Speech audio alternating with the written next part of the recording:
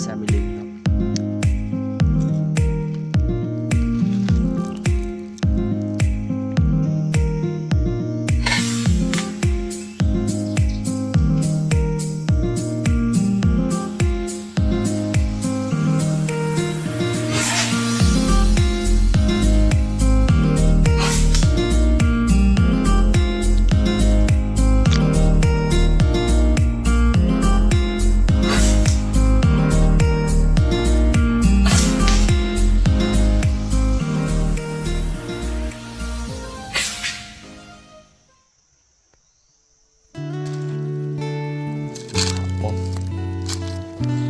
เกลือมาเนาะ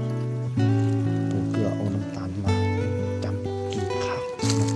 แซ่บมาก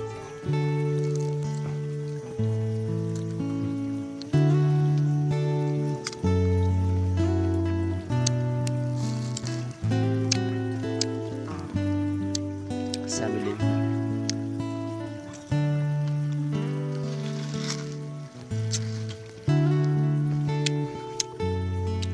ไป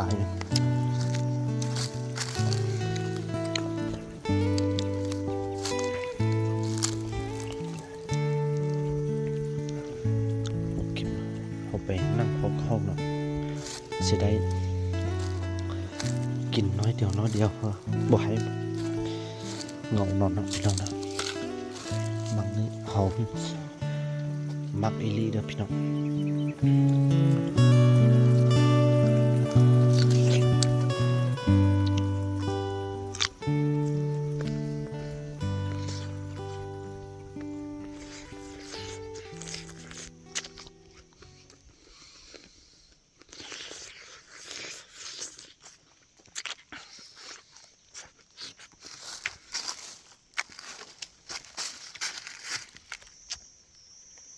เราจะไปฟังเนื้อพุ่นเนาะ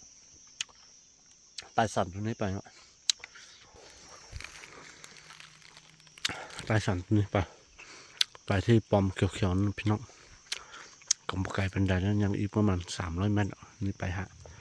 ปอมเขียวๆนี่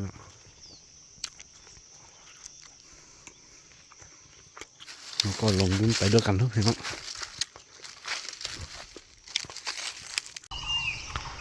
สภาพอากาศวันนี้ก็แจ่มใสดีพี่น้องแจ่มใสดีโดยเห็นตัวนุ่มมากินน้ำมันไม้นี่เนาะน้ำดอกไม้ตัวนี้เนาะก่อนนั่งทำบึ้นนึงว่าสิพอได้ยินบ่พี่น้อยแล้วเราจึงค่อยออกไปล่าด้วยพี่น้องเป้าหมายก็คือออกไปดูมากล้องเนาะพี่น้องเนาะแต่ว่ามาฮอดนี้มีตัวนุ่มมันมากินมาดื่มน้ำมันไม้ตัวนี้เนาะมาดูดน้ำมันไม้ตัวนี้เนาะแล้วเขานั่งไปบึ้นนึงคันว่าบ่มีเขาก็ค่อยบ่มีตัวที่ว่ามันมาแล้วเขาจึงค่อยออกไปด้วยพี่น้องนั่งไปบึ้นนึงก่อนพี่น้อย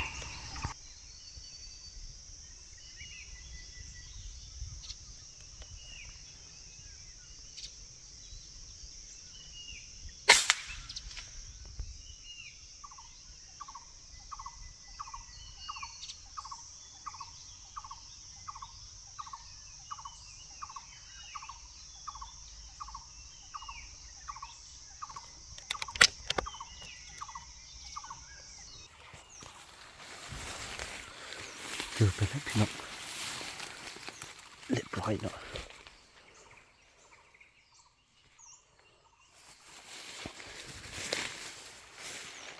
ได้ตัวนี้นะพี่น้องก็ไปเก็บอีกตัวที่2เนาะเดิมน้ำดอกไม้ตัวนี้พี่น้อง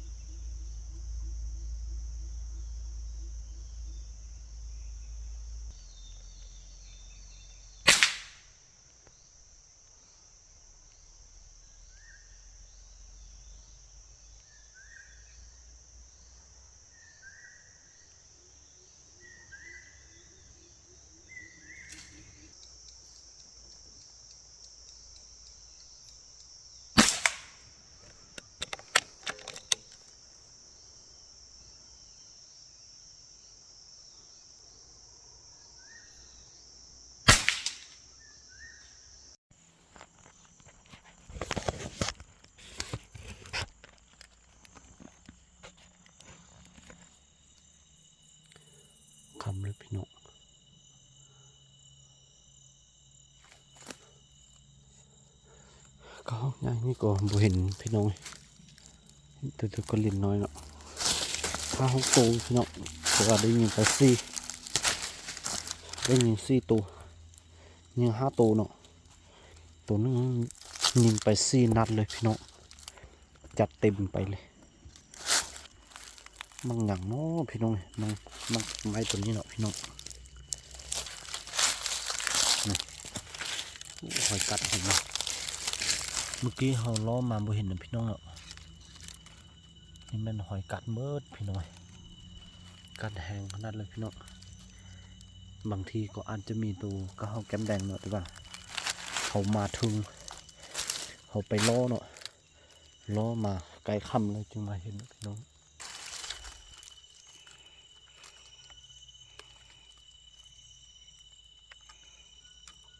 2 ตัว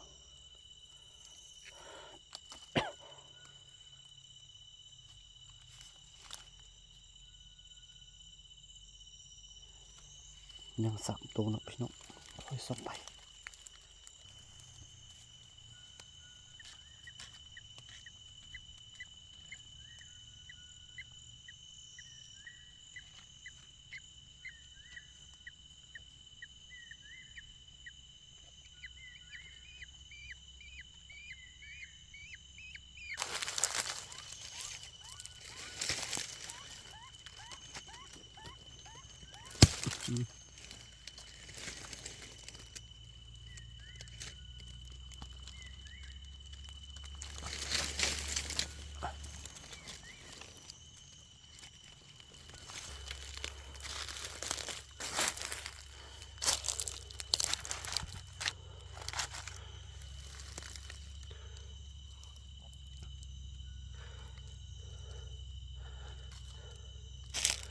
สุดยอดอีหลีเนาะพี่น้อง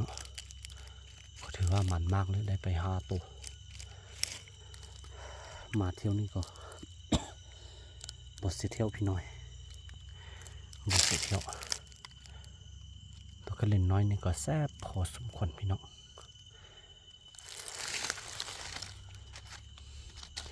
เก็บเมียนก่อนนะเก็บเมียนก่อนมันพี่น้องมันเลย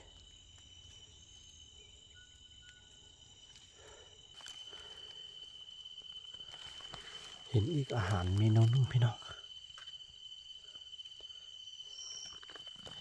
ก็บ่หลายนะพี่น้องพอไปกับเขาเนาะพี่น้องอ่ะโอเคยุกพี่น้องก็แซ่บหลายเนาะเห็ดแล้วนี่เนาะ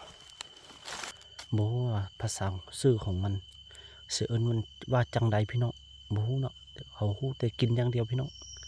ฮู้ว่าเป็นของกินเมนูอาหารที่แซ่บมันก็เอาไปกินเลยพี่น้องเขาบ่ฮู้ว่าชื่อสิเอิญจังใดพี่น้อง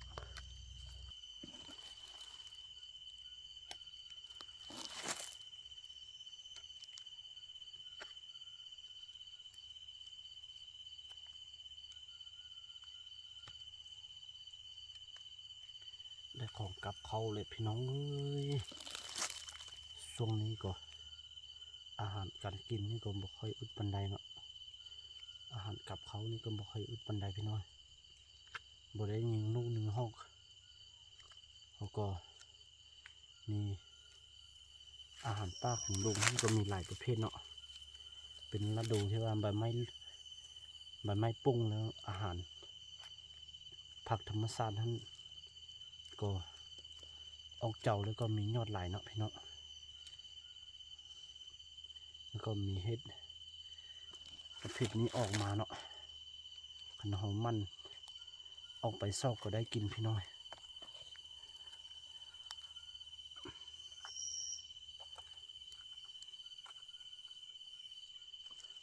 เมื่อกี้เขามาก็เห็น2-3 โบอยู่ทึงพุ่นเนาะเขาก็ไปเก็บพี่น้องไปเก็บตื้มเขาก็พอได้ของไปกับเขาแล้วพี่น้อง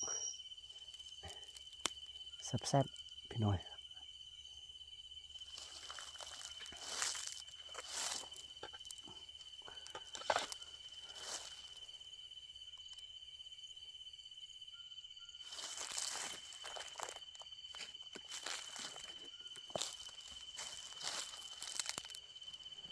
ด็ดเสริมเบอร์ไม้พอพี่น้องบ่ถ้าซื้อถุงยางเนาะเด็ดเสริมเบอร์ไม้พอไปเอาไปเก็บเบอร์ถุงนั้นพี่น้อง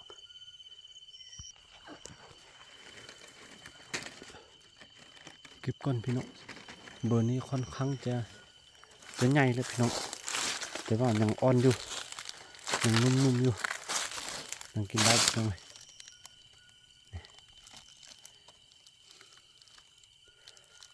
เก็บก่อนพี่น้อง